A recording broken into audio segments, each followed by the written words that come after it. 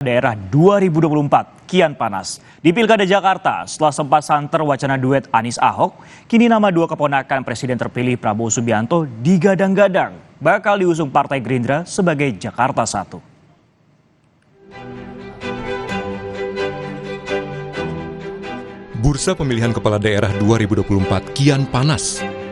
Di Jakarta, sejumlah nama kini digadang-gadang maju dalam bursa Pilgub Jakarta. Meski tak lagi menyandang sebagai ibu kota, Pilkada Jakarta masih menyita perhatian. Tak tanggung-tanggung, sejumlah nama mentereng masuk dalam bursa pemilihan Gubernur Jakarta.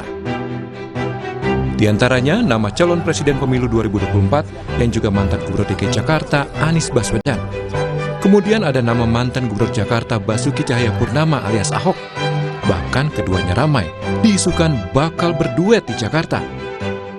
Yang terbaru, nama dua keponakan Presiden terpilih Prabowo Subianto disebut-sebut bakal diusung Partai Gerindra berlaga di Pilkada Jakarta. Yakni diantaranya Wakil Ketua Umum Partai Gerindra Rahayu Saraswati Joyohadikusumo dan Budi Jiwandono. Gerindra juga mengusung nama kader lainnya seperti Ketua Fraksi Gerindra DPRD Jakarta Rani Maulani hingga Ketua DPD Gerindra Jakarta Ahmad Riza Patria.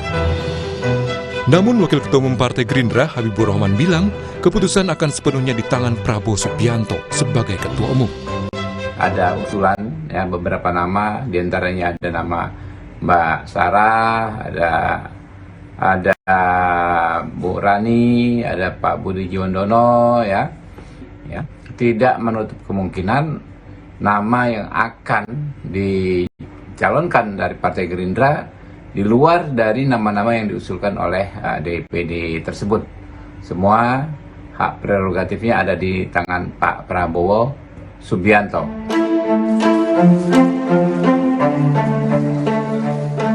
Pilkada Jakarta juga diwarnai nama mantan Gubernur Jawa Barat Ridwan Kamil. Dalam Rakornas Partai Amanat Nasional, Ketua Umum PAN Zulkifli Hasan menyebut Emil kemungkinan akan maju di pemilihan Gubernur Jakarta. Selain Ridwan Kamil, PAN juga merekomendasikan sejumlah nama kadernya untuk maju dalam kontestasi di Pilkada Jakarta.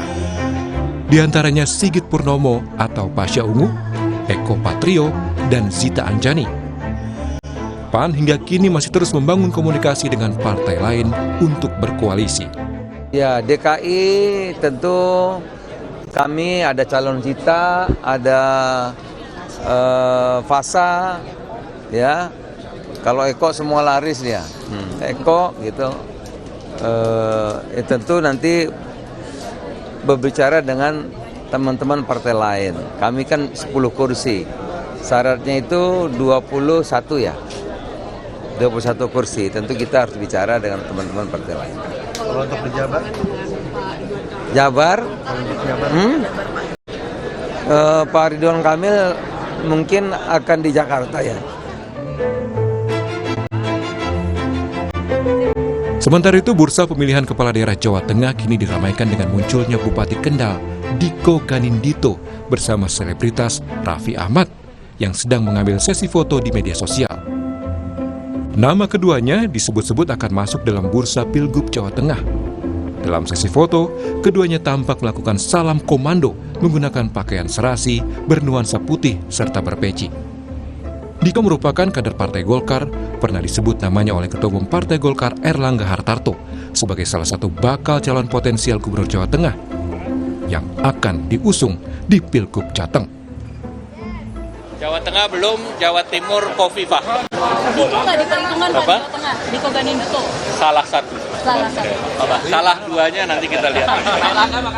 Sementara itu di Jawa Timur, mantan Gubernur Jawa Timur Khofifah Indar Parawansa menyatakan ingin kembali maju bersama wakilnya Emil Dardak di pemilihan Gubernur Jawa Timur 2024. Khofifah juga berharap Partai Gerindra, Golkar, dan PAN segera mendukung dirinya berduet dengan Emil Dardak untuk maju di Pilkada Jatim. Khofifah mengaku sejauh ini yang baru menyepakati paket duet Khofifah Emil adalah Partai Demokrat saja.